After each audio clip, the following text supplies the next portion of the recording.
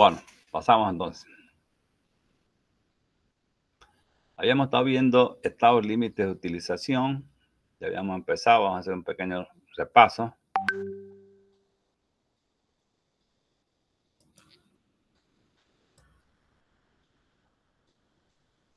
Habíamos dicho que toda estructura de cualquier material tiene que cumplir estos 4 requisitos básicos, que son la seguridad resistente, la funcionalidad, la durabilidad y el buen aspecto.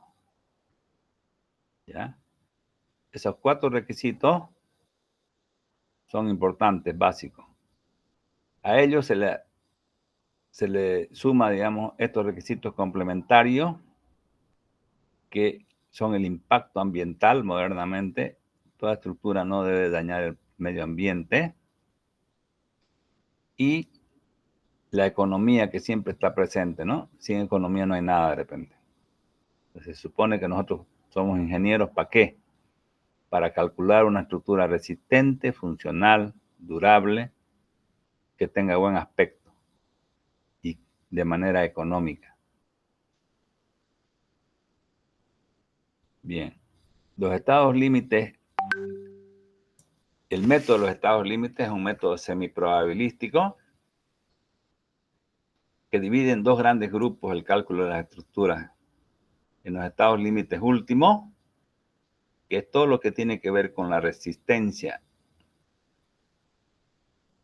de la estructura, todo lo que hace que falle desde el punto de vista resistente es un estado límite último. Digamos, una falla por flexión, una falla por tracción, por pandeo. Todo lo que pueda hacer colapsar a la estructura es un estado límite último, que es lo que vimos en hormigón 1. Y ahora vamos a complementar esos estudios viendo los estados límites de utilización. Sobre todo, esto más va orientado a las vigas. ¿Ya? Los estados límites de utilización o de servicio tienen que ver con la máxima capacidad de servicio, que la estructura funcione de manera buena, que sea durable y que tenga buena apariencia durante su vida útil. ¿Ya? ¿Qué quiere decir esto? Que no solamente las estructuras tienen que ser resistentes, además tienen que ser funcional, durables y tener buena apariencia. Es decir, estos 4 requisitos. ¿Ya? Aquí está resumido en este cuadro sinóptico: estados límites. Estados límites tienen que ver con la capacidad resistente, los requisitos que cumple es la seguridad resistente. Situaciones que hay que verificar en este caso es el equilibrio. Desde el equilibrio, pasando por el agotamiento resistente, aquí están todos los esfuerzos: flexión, flexión compuesta, tracción, tracción compuesta, compresión, compresión compuesta, esfuerzo cortante, torsión, pandeo, fatiga, adherencia y anclaje. Cualquier situación que falle desde el punto de vista resistente es un estado límite último. Las verificaciones en este estado límite último se toman en cuenta con coeficientes de seguridad. Son independientes de la función que deba cumplir. No interesa dónde y para qué se coloca. Lo que interesa es que resista las situaciones de las solicitaciones más desfavorables. Entonces, ese es el estado límite último, que de cierta manera en algunos elementos ya lo hemos visto en hormigón 1.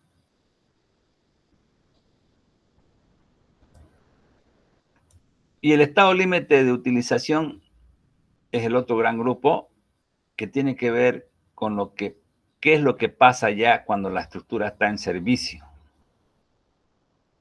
Los requisitos que debe cumplir son funcionalidad, durabilidad, buena apariencia. Las situaciones a controlar, por suerte, son pocas, son 3 nomás. Fisuración, una estructura totalmente fisurada, la mala apariencia, casi siempre atenta contra la durabilidad, puede atentar contra la funcionalidad, digamos, si es un tanque de agua. Entonces, el control de la fisuración es importantísimo porque permite que el hormigón cumpla con su función, que es la de proteger el acero. Si yo hago un buen control de fisuración, el hormigón va a proteger el acero. Deformaciones y vibraciones. Los controles se realizan para estructuras trabajando en servicio. Es decir, no quiero yo encontrar la deformación mayorada o disminuida.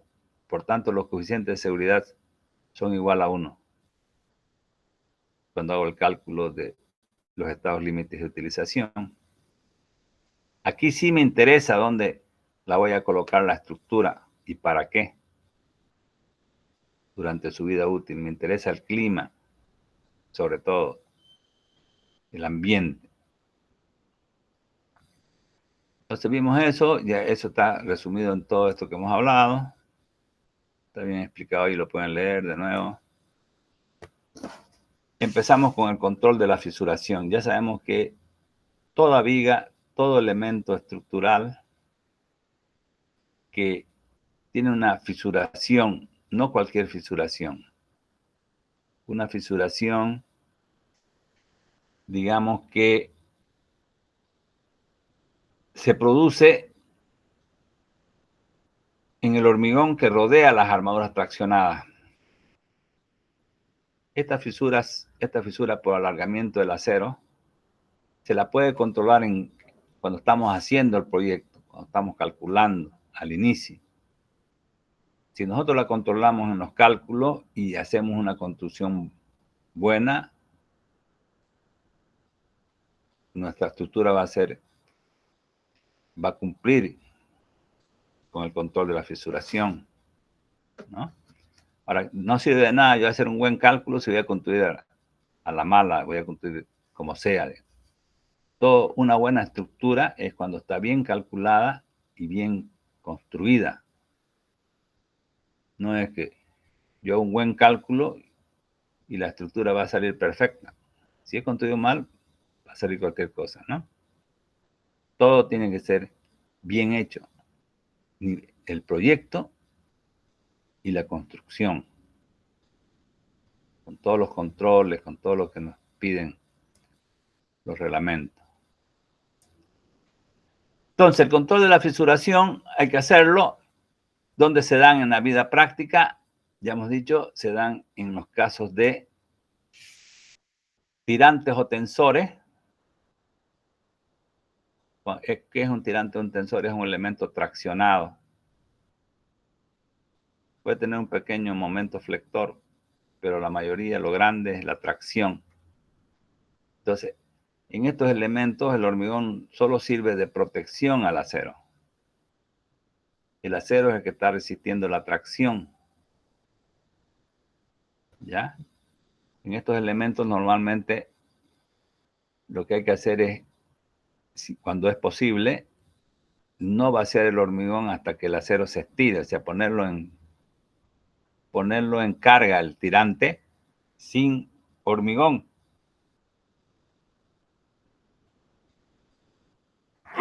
Y una vez que ya el hormigón, que el acero se ha estirado, recién colocarle el hormigón para que proteja el fierro. O de otra manera, cuando no se puede, hacer un buen control de la fisuración, que es lo que estamos viendo en este capítulo. Otros elementos que producen fisura alrededor de las barras traccionadas son las vigas que están sometidas a flexión. Las vigas que están sometidas a esfuerzo cortante. Estas fisuras son producidas por tracción, ¿no? Son producidas por el esfuerzo cortante que produce tracción en el hormigón y hace que aparezcan estas fisuras. Normalmente a 45 grados. Las fisuras por torsión tienen la característica de que tienen una inclinación en una cara y en la cara posterior la inclinación es opuesta. O sea, es fácil darse cuenta cuando una viga está fallando o se ha fisurado por torsión. Aquí se muestra una viga real, fisurada. Fíjense que la fisura llega hasta la zona comprimida. Y en los extremos las fisuras se inclinan por el efecto del corte. Aquí el corte es fuerte, aquí la flexión es fuerte.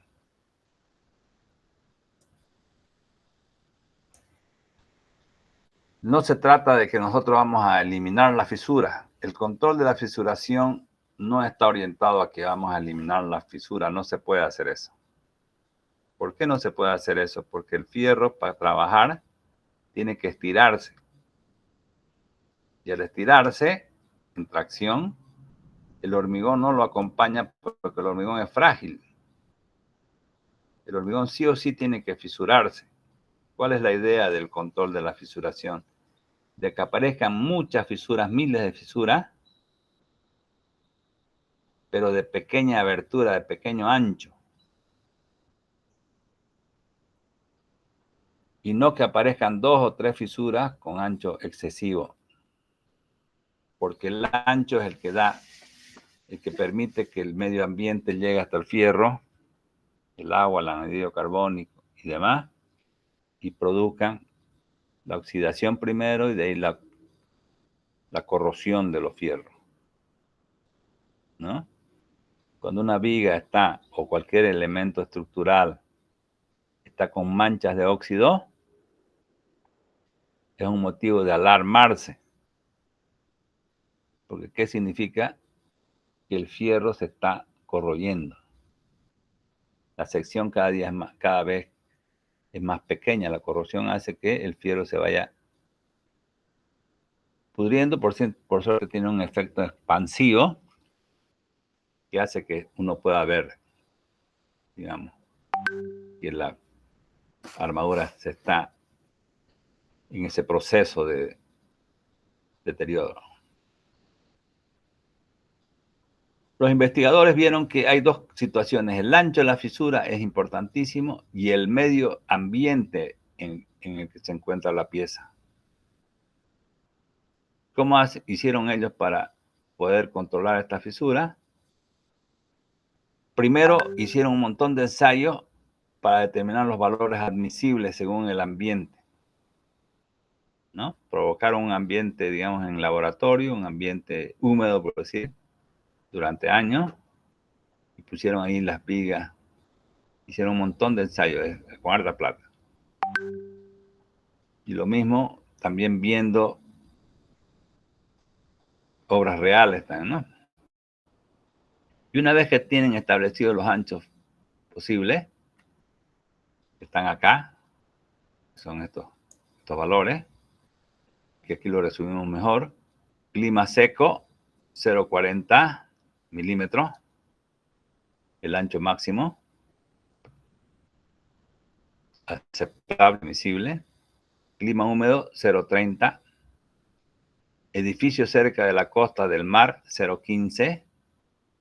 Tanques de agua y medios agresivos, 0,1. Esos son los valores que ellos determinaron en el laboratorio y viendo obras reales como valores admisibles. Una vez que tuvieron esos valores, desarrollaron fórmulas compatibles y usando las características de las piezas, nos dan como resultado un ancho probable de la fisura, ¿no? Entonces el código ACI acepta como una de las fórmulas, hay muchas fórmulas. La fórmula que acepta este código es la de Yerjalel-Luk. Esta es una formulita empírica y como es empírica hay que entrar con las variables usando las unidades con las que fue colocada acá. Pues ya lo habíamos visto, esta formulita. Tenemos todas las variables, que son 4, 1, 2, 3 y 4. Acá. Cómo se determinan. Y entrando con esas variables ya en las unidades que me pide, entro aquí y encuentro el ancho probable que me da esta fórmula. Ese ancho probable tiene que ser siempre menor o igual al valor límite, es decir, al valor admisible según el clima. Si estoy en Santa Cruz, en atmósfera normal, el ancho límite es 0,3. Si yo calculo aquí y me da 0,2, por decirle, es menor que 0,3, entonces, ¿qué quiere decir eso? Que mi elemento, mi viga, o mi tirante, no mi viga en este caso, está en buenas condiciones frente a la fisuración. Para los tirantes vamos a hacer una pequeña variación de esta misma fórmula. Lo vamos a ver después. ¿Ya? Disposiciones del código referente a la fisuración. Aquí el código me da un ancho. Esta fórmula no es válida para vigas. Es válida para, en realidad, losas, ¿no?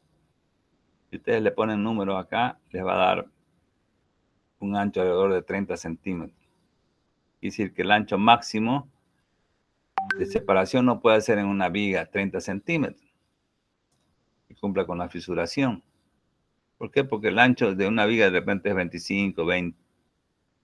Entonces los fierros van a tener mucho menos valor de ese. Entonces esta formulita que la da el código es válida para losas donde la separación es máxima.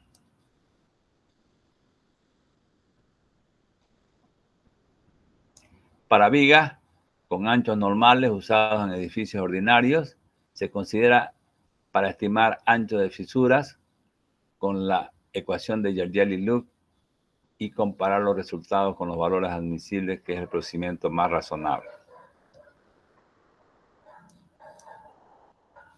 ¿Ya? Entonces, yo una vez que he calculado, he verificado, he aplicado la formulita de Yargelli-Luc, puede presentarse que no cumpla. ¿Qué hago si no me cumple esta fórmula?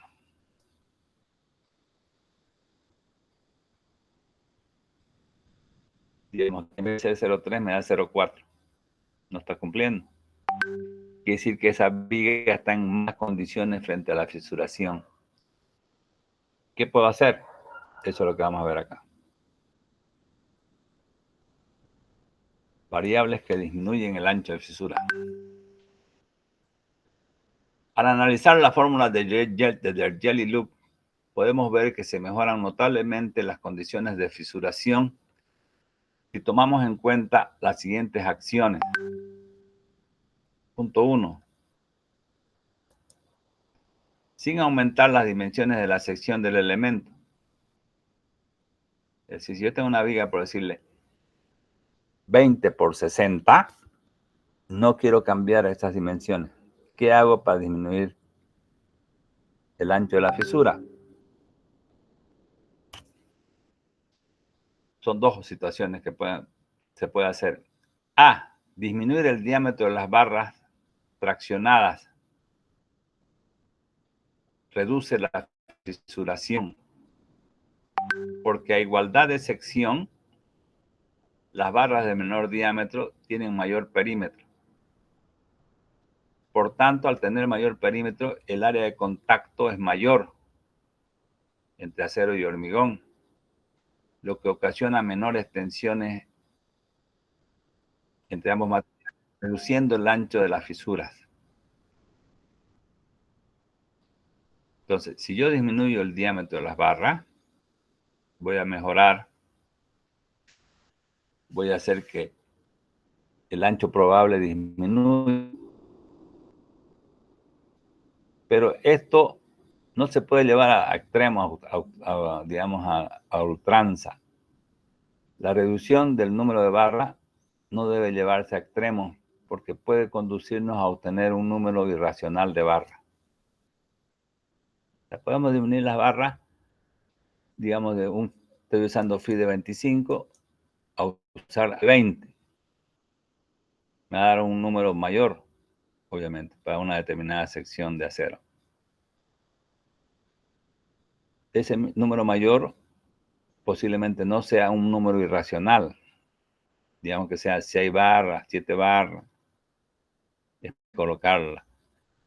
Pero si yo agarro y disminuyo en vez de 25, coloco fierros de 12, me da el doble de armadura. O me da un número grande de barras que ya es imposible manejarlo desde el punto de vista constructivo, ¿no? Entonces, esto de disminuir el diámetro de las barras me mejora siempre que el número de las barras que resulte al final sea racional. ¿Ya? Y el inciso B, disminuir la tensión de trabajo del acero. Esto implica colocar armadura superabundante. Si yo disminuyo la tensión de trabajo del acero, si yo disminuyo la tracción, si yo quiero disminuir la tracción, es decir, la tensión, quiere decir fuerza por unidad de área, ¿no? Si yo disminuyo la tensión de trabajo, la tensión de tracción del acero, tengo que aumentar más fierro. Mantengo la fuerza, divido entre más área, me va a dar una menor tensión. Y al haber la menor tensión, el acero se va a estirar menos. Y al estirarse menos el acero, las fisuras van a ser de ancho menor. Disminuir la tensión de trabajo del acero. Esto implica colocar armadura superabundante, que es decir, colocar armadura más de la que estrictamente sale en el cálculo. Mayor que la armadura estrictamente necesaria obtenida del estado límite último, logrando disminuir el alargamiento del acero y por ende acortar el ancho de la fisura. Ya vamos a tratar de usar esto, a ver.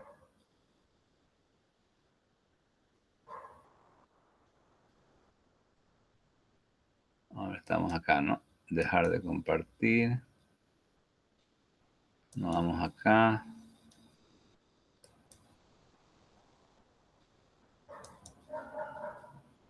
Compartir.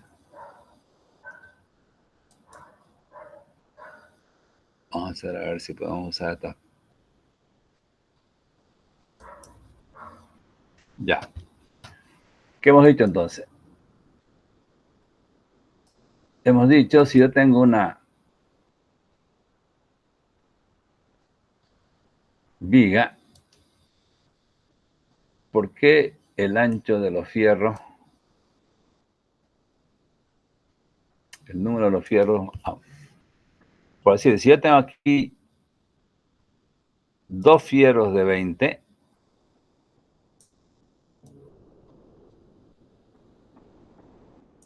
que más o menos son 6 centímetros cuadrados, y coloco 3 fierros de 16, más chicos, de diámetro más chico, pero que más o menos son el mismo área, alrededor de 6 centímetros,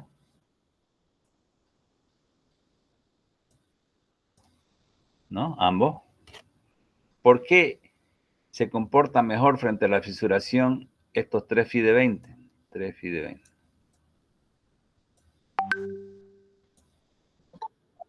No, 3 de 16, ¿no?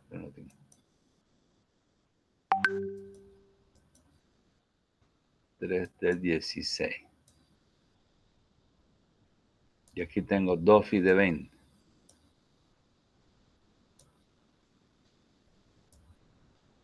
¿Por qué estos tres fierros van a dar menor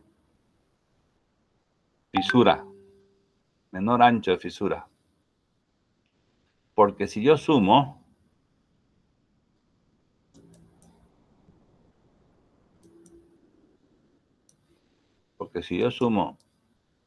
este perímetro,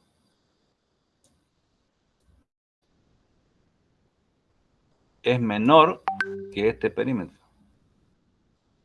El perímetro de las tres barras es mayor que el perímetro de las dos barras.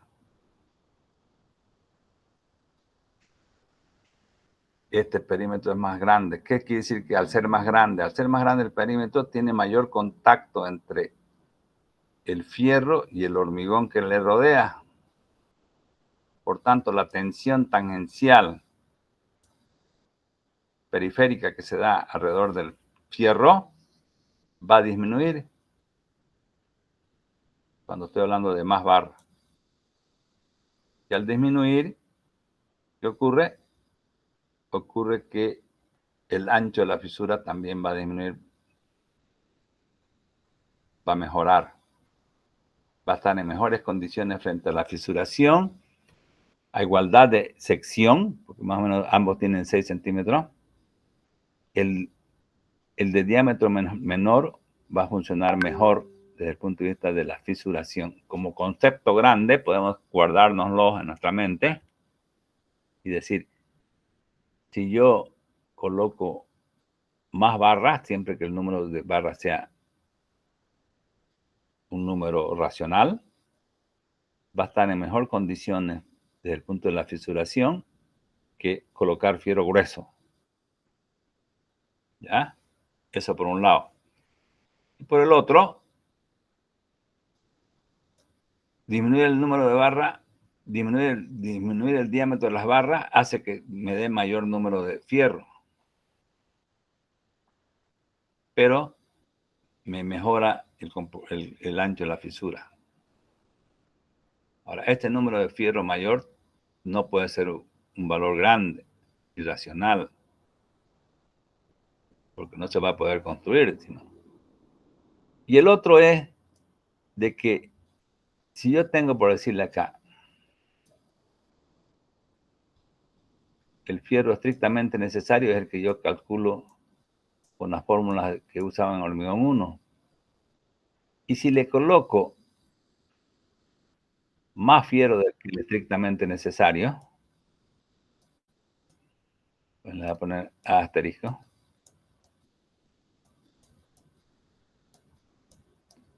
mayor que este fierro, lo estoy dibujando así, fíjense, a propósito.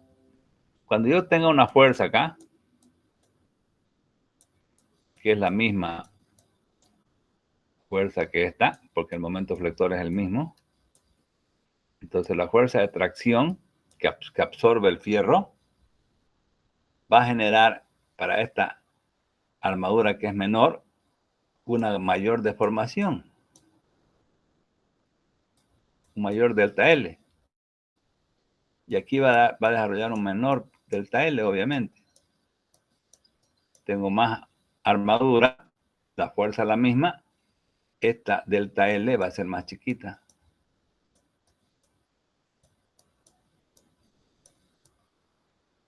Y esta delta L es más grande. ¿Y dónde se reparte este delta L? En los anchos de la fisura. O sea, aquí está la viga y el ancho de la fisura se va a repartir toda esta longitud. Si yo le aumento más fierro, obviamente al ser menor, ¿no? Si esto ocurre con esto, digamos, podemos decir así. Si esto ocurre con esto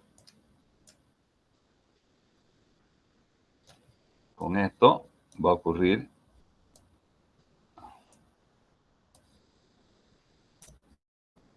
ancho mucho más chiquitito.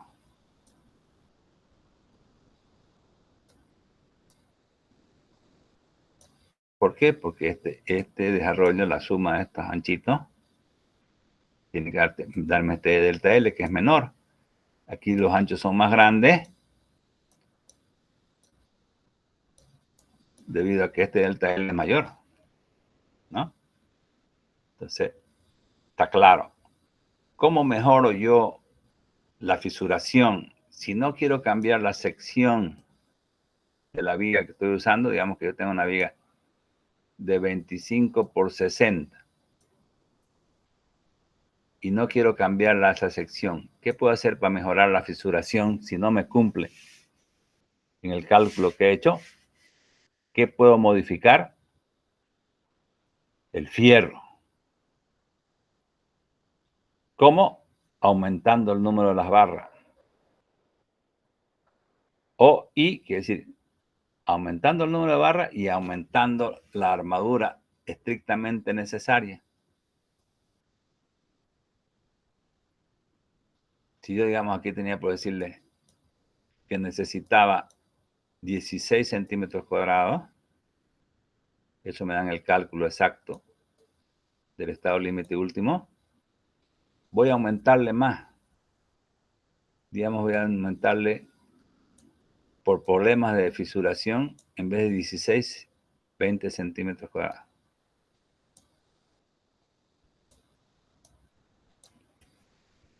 Entonces, obviamente, al ser más robusta esta sección, su ancho, el delta T, lo que se va a estirar por debido a esta fuerza, que es la misma, porque el momento flector es el mismo. Fíjense que aquí el momento flector es el mismo. No estoy cambiando el momento, ¿no? Quita el fierro.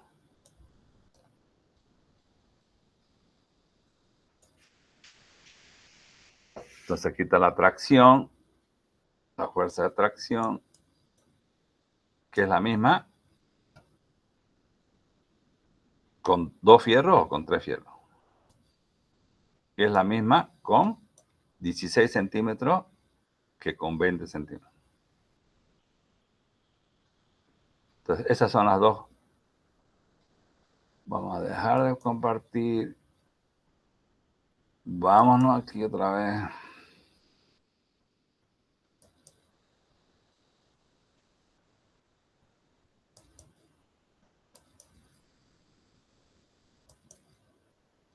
Ya. Entonces, si yo no quiero cambiar la sección de la viga, puedo hacer estas dos acciones. Disminuir el diámetro de las barras o aumentar las dimensiones de la sección del elemento. Va. Sin aumentar la sección de los elementos, puedo disminuir el diámetro de las barras o disminuir la tensión de trabajo del acero. ¿Eso qué implica? Colocar armadura más grande que la estrictamente necesaria. Ahora, cuando ya la fisuración es muy grande, excesiva ya, lo ideal es aumentar nomás la dimensión del elemento. Normalmente conviene aumentar la altura de la viga, porque al aumentar la altura de la viga, al tener mayor brazo de palanca, la fuerza de tracción, la cabeza traccionada disminuye la fuerza. Y al disminuir la fuerza, disminuye la cantidad de fierro. O sea, la acción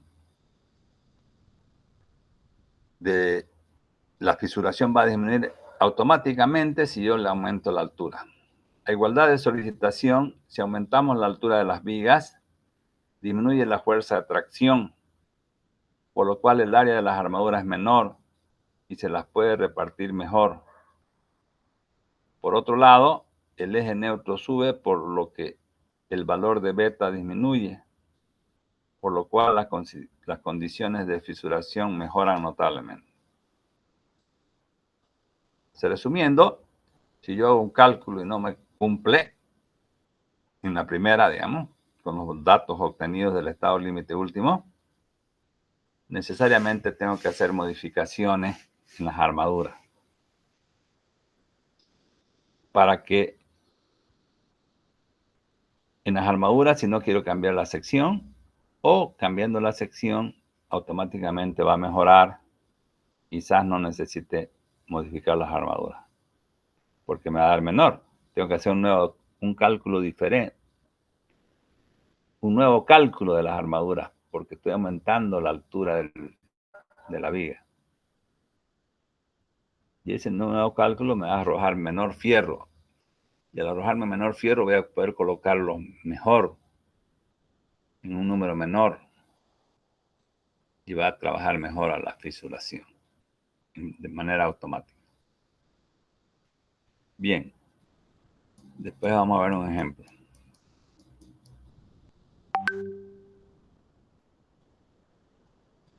Extensión de la fórmula de Yergeli-Luc para elementos sometidos a tracción, tirantes o tensores. Usando la misma fórmula de Yergeli-Luc, podemos nosotros aplicar a los tirantes o tensores con estas pequeñas modificaciones.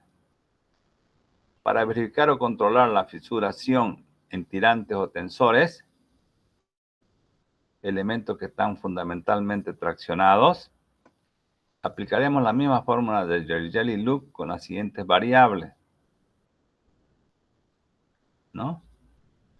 Esta es la misma fórmula exactamente, donde A sub K, en este caso, va a ser igual a toda esta área que está achurada, que viene a ser esto. Si ustedes lo verifican, viene a ser esto. H por B es el área total, menos esta área interior. Y todo esto que está achurada vendría a ser del hormigón que está rodeando las armaduras traccionadas. Dividido entre el número de barras, tengo el A sub K, que tengo que meter acá. Y al beta se lo considera igual a 1. ¿Ya?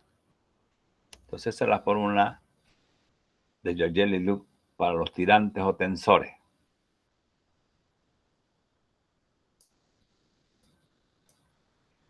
Fíjense que aquí nosotros hemos visto ya dos elementos, las vigas por un lado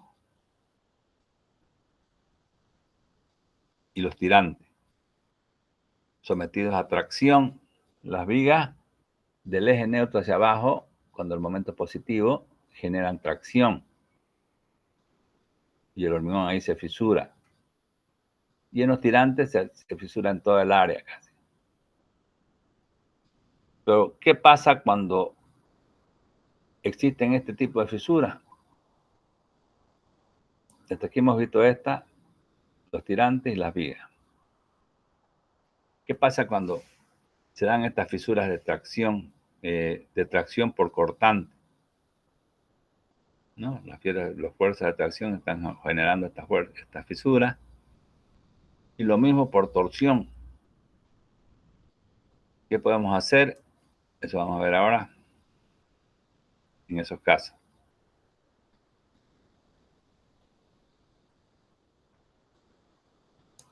Fisuras originadas bajo tensión, aquí le falta la N, tangenciales, por cortante y por torsión.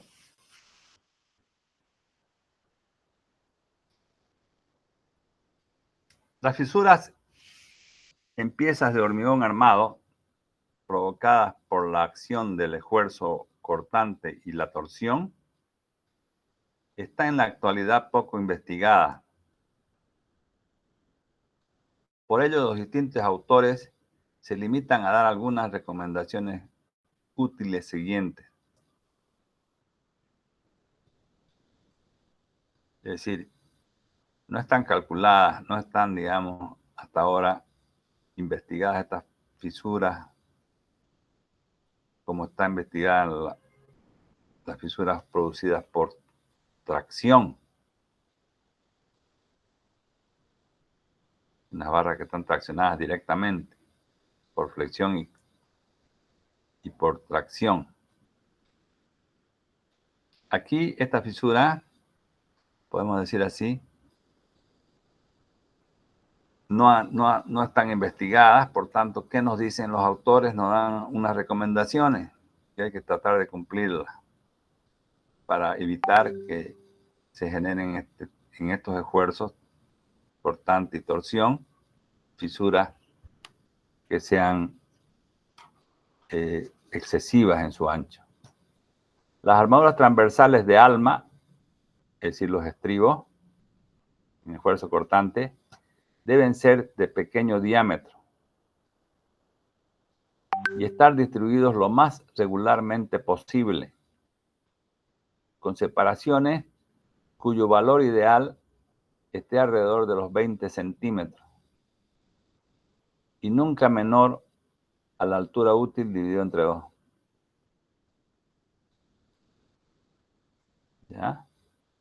Entonces, el esfuerzo cortante nos están aconsejando de que no colocamos, que tratemos de colocar estribos con un espaciamiento máximo 20 centímetros o alrededor de 20 centímetros.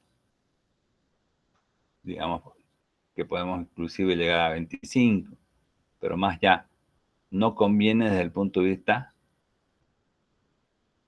de la fisuración, posiblemente desde el punto de vista del estado límite último de la resistencia del esfuerzo cortante en sí, no pase nada, pero por fisuración nos están indicando que este valor es el ideal, digamos, y nunca menor a D medio.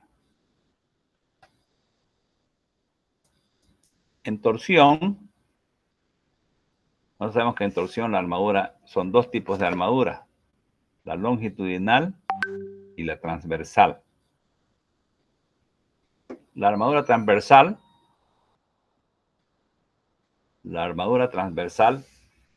estribos cerrados, los estribos tienen que ser cerrados perfectamente, es decir, anclados con ganchos a 135 grados. Se limita la separación al más pequeño de los tres valores siguientes. La mitad de la menor dimensión de la pieza. Digamos, yo tengo una pieza de 30 por 60, la menor dimensión es 30. Y el espaciamiento debía ser la mitad de esa menor dimensión, 15 centímetros. O el tercio de la mayor dimensión transversal de la pieza. La menor hay que colocar. O los 20 centímetros. La menor de estas tres se coloca como espaciamiento los estribos, que en estos casos deben estar perfectamente anclados a 135 grados.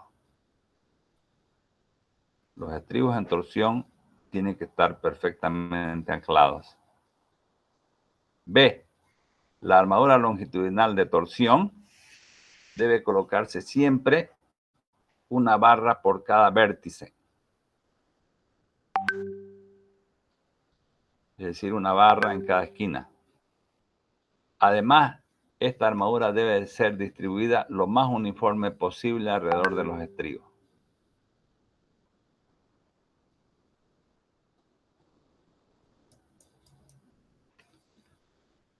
Entonces, esas son las recomendaciones cuando tenemos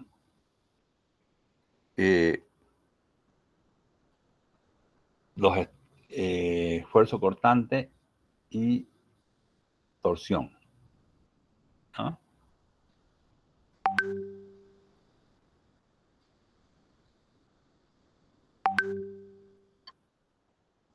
Cuando hablamos de la armadura de piel, ¿cuándo vamos a colocar armadura de piel? No siempre. Esta es una armadura secundaria, pero es importante. Cuando las vigas tienen una altura igual o superior a 60 centímetros, digamos, yo tengo una viga de 40 de altura, no necesito estribos. No necesito estribos. Pero si mi viga tiene una altura mayor a 60, no necesito armadura de piel, por decir. Pero si mi viga tiene una altura superior a 30 centímetros, a 60 centímetros, necesito la armadura de piel que se produce en el alma de las vigas. tracciones importantes que tienden a fisurarla, por lo que hay que disminuir armaduras, por lo que hay que disponer armaduras de piel colocadas en ambas caras laterales de las vigas. Estas armaduras son armaduras secundarias que no siempre se coloca, tienen que tener las vigas mayor o igual a 60 centímetros. ¿Ya? Estas armaduras en forma de barras finas, longitudinales, van formando mallas con la armadura transversal, es decir, los estribos. Las separaciones máximas entre sí serán de 20 centímetros. Es decir, esta separación entre barra y barra de armadura de piel tiene que ser como máximo 20 centímetros.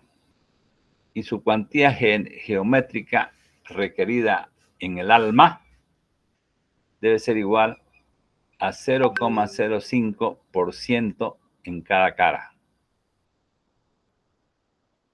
Entonces aquí está armadura de piel en cada cara, que es decir, esta es una cara y esta es otra cara.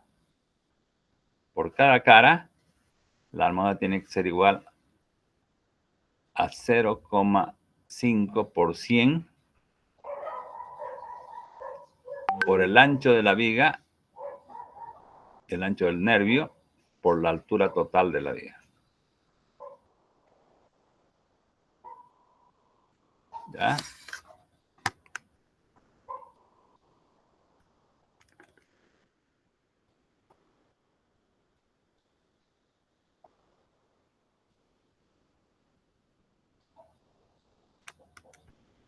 Estoy viendo un ratito.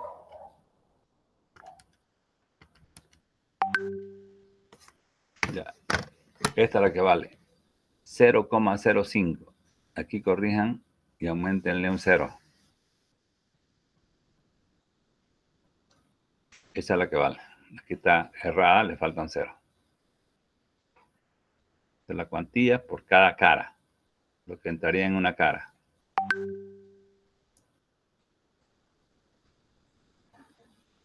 Y con eso es todo, digamos, la parte que vamos a ver por fisuración.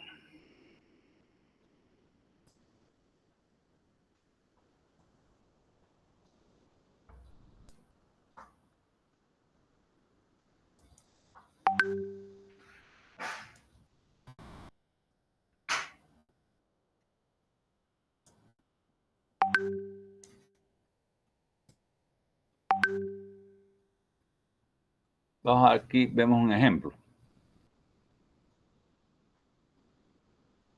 Efectuar el control de la fisuración para la siguiente viga de sección T. Es una viga de sección T, 50 de ancho, 50 el ancho del nervio, 30 centímetros como ancho del nervio. La altura total es 60. Y el HF, el ancho de la aleta, es 12 centímetros. El FC', 250 kilogramos fuerza por centímetro cuadrado. El FY, 5000 kilopón por centímetro cuadrado. Y el lugar es Santa Cruz en atmósfera normal.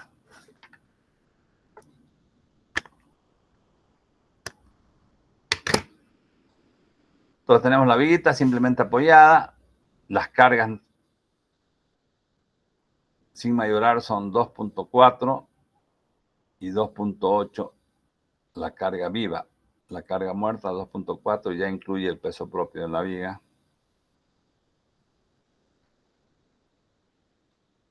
Cálculo de la armadura por flexión.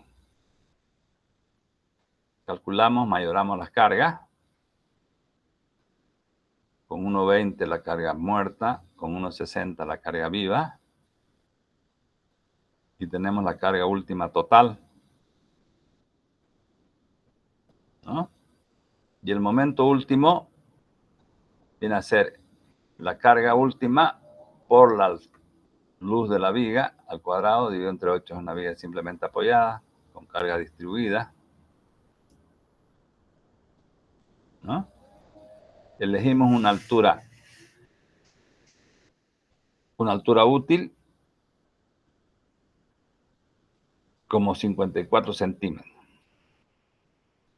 No es que siempre se cumpla esto, no es, digamos, esto una regla. Que el cubrimiento geométrico sea el 10% de la altura total. Dependiendo, normalmente uno tiene que elegir un valor asumiendo si va a haber 2 camadas o una camada de fierro, ¿no? Entonces, normalmente esto uno no puede adivinar, tiene que más o menos hacer un predimensionamiento y adoptar un valor. Por ejemplo, si yo tuviera una viga plana, que su altura fuera 25 centímetros, el 10% de 25 es 2,5. Posiblemente no sea esa la altura útil. La altura útil no se puede encontrar con el 10%. Como lo ve. Entonces, adoptamos 54 centímetros de altura útil, porque hay que adoptar este valor. Y tengo que el momento último, ya lo tengo acá, 66.36. Y como es una viga, ya estos ya son conocimientos de hormigón 1. Ya ustedes tienen que tenerlo. Como es una viga T, tengo que encontrar un momento de referencia que se llama el M sub 0. El M sub 0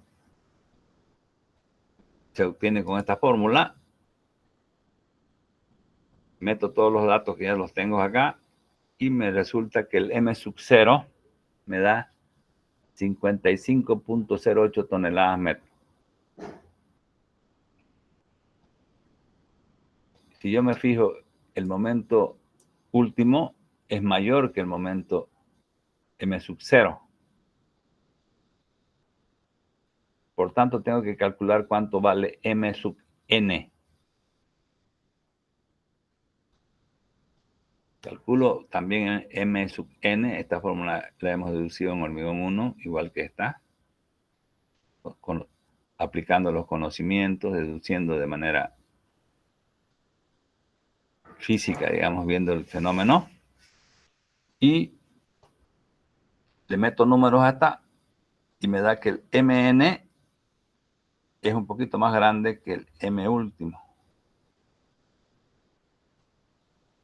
¿no? Por tanto, pueden ocurrir 3 situaciones en una viga, si ustedes leen hormigón 1 y se acuerdan. Si el M último es menor que M sub 0, se calcula como una sección rectangular de ancho B y de altura H. Ancho B, este ancho B. ¿Qué quiere decir esto? Que el eje neutro está por encima, está contenido en la placa, en las aletas. La segunda situación es si M sub 0, si el momento último está entre M sub 0 y Mn. Se calcula como una sección T solo con armadura traccionada.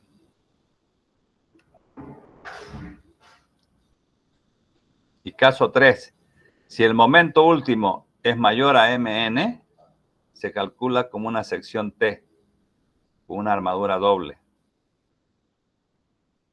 ¿Ya? Tenemos entonces los 3 casos, caso 1, caso 2 y caso 3. El momento último, un ratito.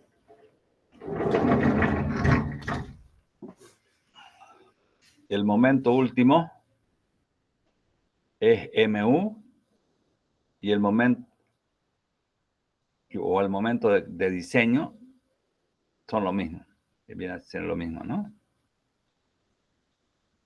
Nosotros en este reglamento usamos el momento último, que es lo que vamos a usar siempre. Entonces, ¿en qué caso estamos en esta situación? El momento último está entre m sub 0 y entre mn. Este valor está aquí al medio. Entonces tenemos este caso. Se calcula como una sección T que solo necesita armadura traccionada. Segundo caso, viene a ser el segundo caso. Tenemos dos soluciones posibles. Es una viga T con armadura traccionada. La solución única, la solución 1, que es la solución exacta, de donde resulta de encontrar, de solucionar este sistema de dos ecuaciones con dos incógnitas. De ahí yo puedo obtener cuánto vale A, que es la profundidad del eje neutro, y cuánto vale la armadura, que es lo que estoy necesitando. Hay otra solución aproximada, que es una solución que no me da cuánto es la profundidad del eje neutro. Esta es la profundidad del eje neutro de la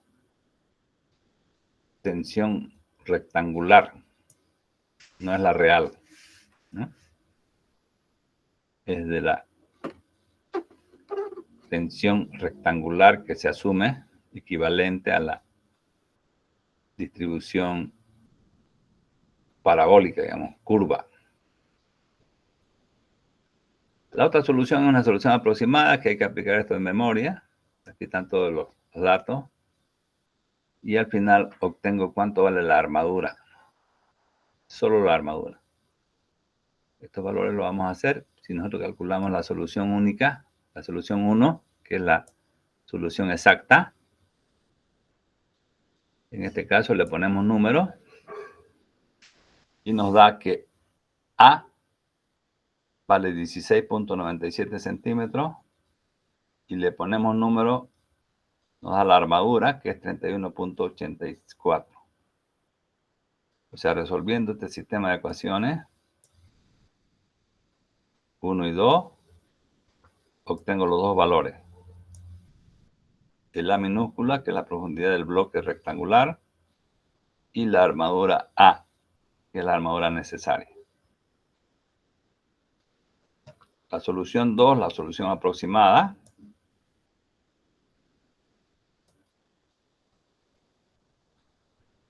la puedo calcular también, la podemos calcular aquí ya para hacer nomás una comprobación.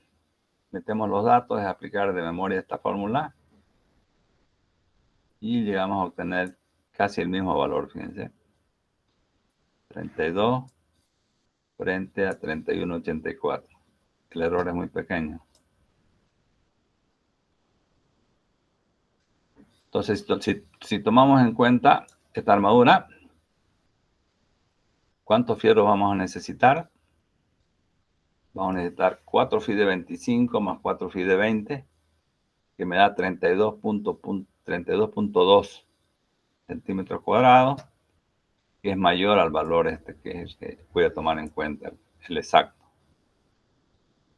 Esto lo hemos hecho para comprobar solamente. Me conviene el exacto porque ya me da esta profundidad del bloque rectangular, que lo voy a necesitar más después. Entonces tenemos 4 phi de 25 más 4 phi de 20. Son 32.64 centímetros cuadrados. Si yo esos fierros lo coloco de esta manera,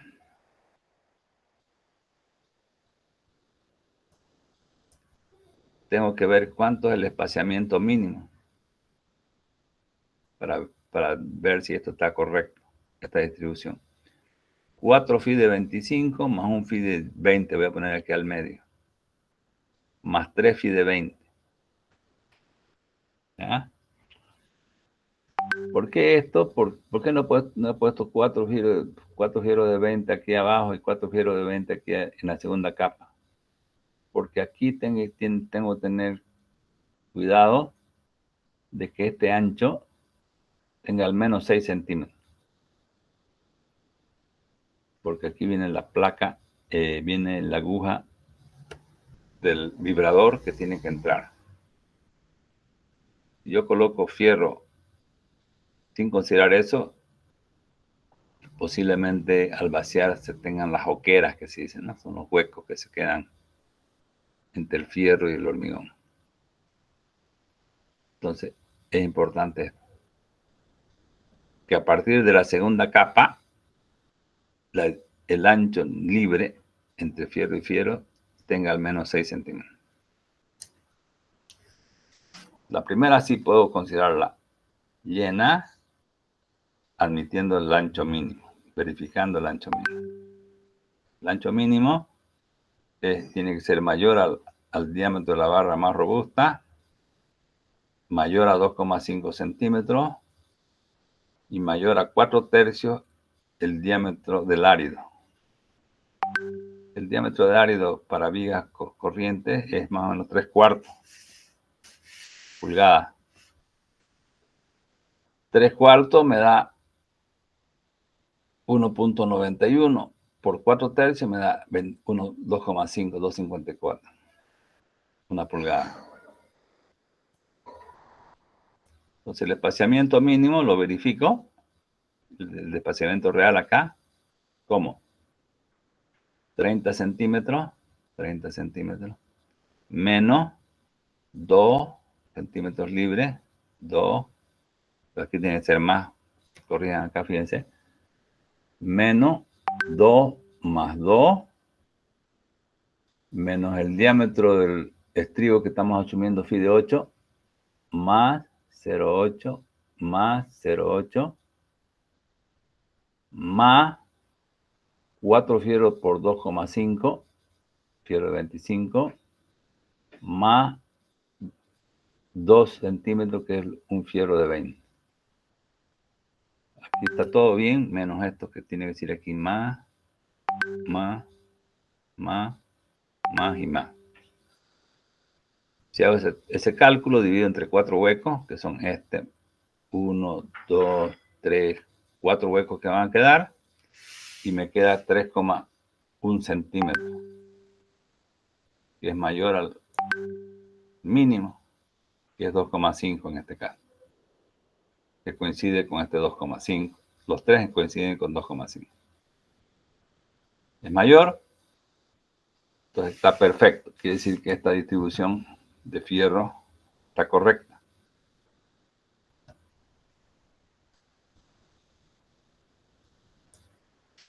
El cálculo,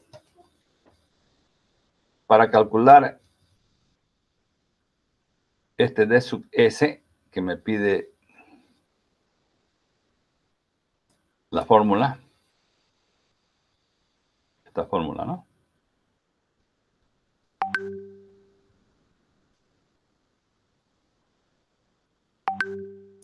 Aquí tenemos el A sub K, ¿se acuerdan? El A sub K. ¿Qué era el A sub A? El A sub K era 2 veces D sub S por el ancho del nervio donde está el fierro, dividido entre N.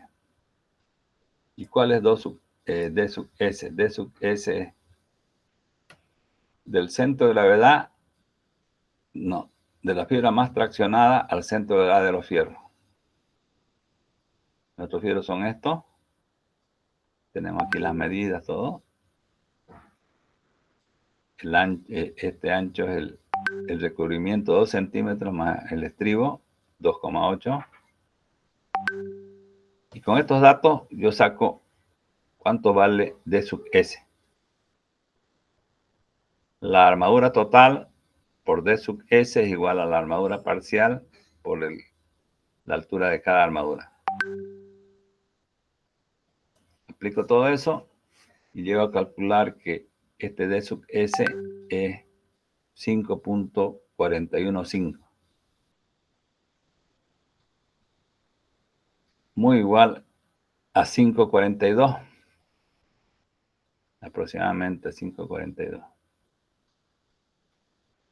Entonces la altura útil real exacta, digamos, que es medidor, vendría a ser 60 menos 5.42, que es 54.58. ¿Y cuánto fue la que adoptamos acá? Al comienzo, adoptamos una altura útil de 54. Entonces está correcto, porque la altura exacta me da 54.58, ¿no? Entonces no tengo para qué calcular de nuevo las armaduras. Si me he dado al revés, digamos, en ese caso sí tendría que haber calculado de nuevo las armaduras. Y la diferencia habría sido muy grande entre la adoptada y esta real. Aquí estamos del lado de la seguridad más bien. O sea, mantenemos los fierros. Una vez que tengo eso, ya puedo calcular cálculo de la fisuración. Puedo ver todos estos datos. ¿Cuánto vale D sub C? Es 2.8. D sub C, si ustedes se acuerdan, era esta distancia de la fibra más traccionada al centro de gravedad de la primera camada.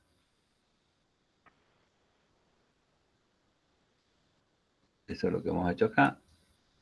2.8 más la mitad del diámetro 25 me da 4.05. El A sub K, aquí corrijan, vamos a meterle K. A sub K es al doble de D sub S por B omega dividido entre el número de barras. El doble de 5.42 por 30 dividido entre 8. Me da 4.65 centímetros. Después yo puedo calcular beta igual a 1.20. Puedo adoptar estos valores. Y el F sub es igual a 0.60 FY. Como valores aproximados. Pues si yo quiero hacer el cálculo exacto, que es lo que corresponde, entonces tengo que hacerlo. Cálculo exacto de beta y de F sub S. Calculo la profundidad del eje neutro cuando la pieza está trabajando en servicio. Y para ello hago esto, ¿no? Y ustedes saben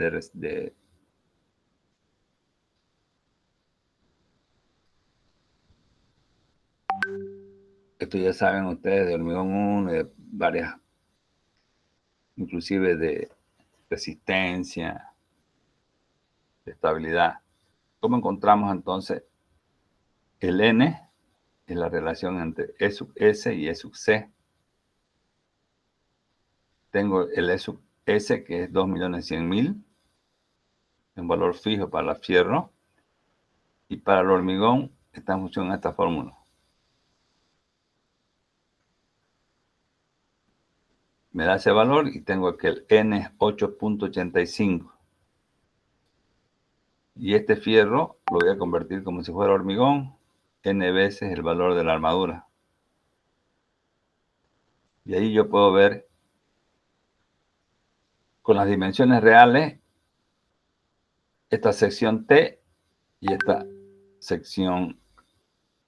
Tengo que igualar el momento estático de esto con esto para encontrar esta profundidad. Y eso es lo que hago acá. Igualo el momento estático X por 30, ¿no? Por X medio. Sería de esta a sub 2. De esta a sub 1 sería 10 más 10, 20 por 12 por X menos 6, que es igual a esta, que viene a ser N por A sub S por la altura de menos X, su brazo del eje a este punto. De ahí surge cuánto vale X. La profundidad del eje neutro en este caso vale 20.44. Teniendo la profundidad del eje neutro exacta, yo puedo calcular H1 y H2. Y de aquí viene cuánto vale H1 y H2.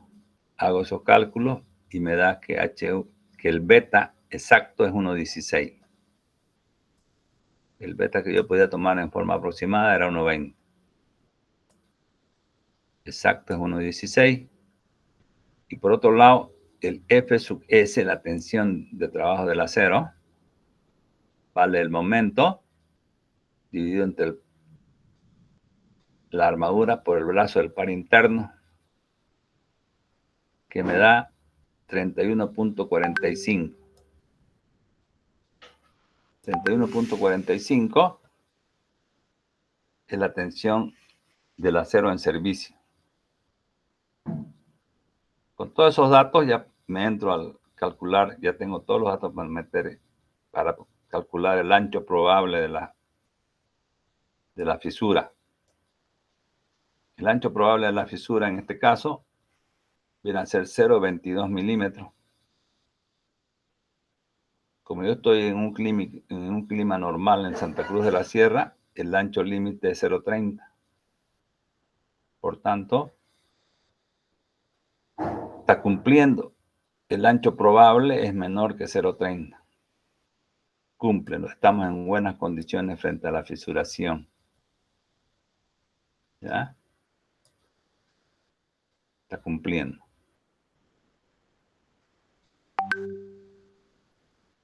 Entonces ustedes pueden hacer este mismo cálculo, a ver qué pasaría. Pueden hacer el mismo ejemplo. Y decimos lo siguiente.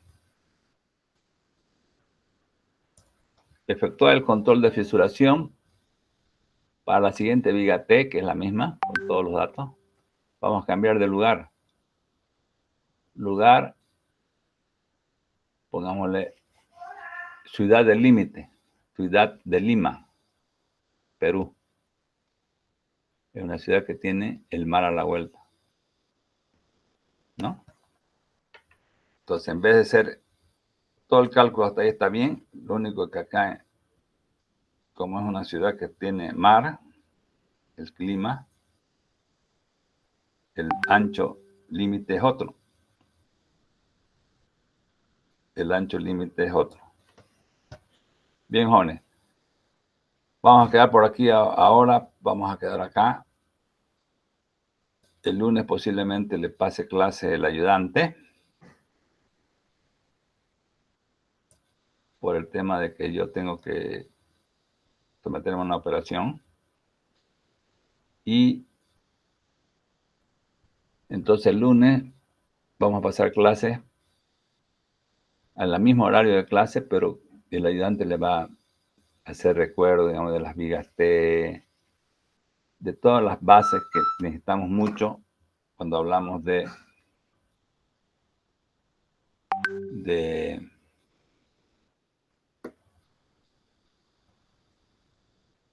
cuando vamos a encarar esta materia, ¿no? El ayudante le da la instrucción de que les hagan un repaso general el lunes. ¿Está entendido? En horario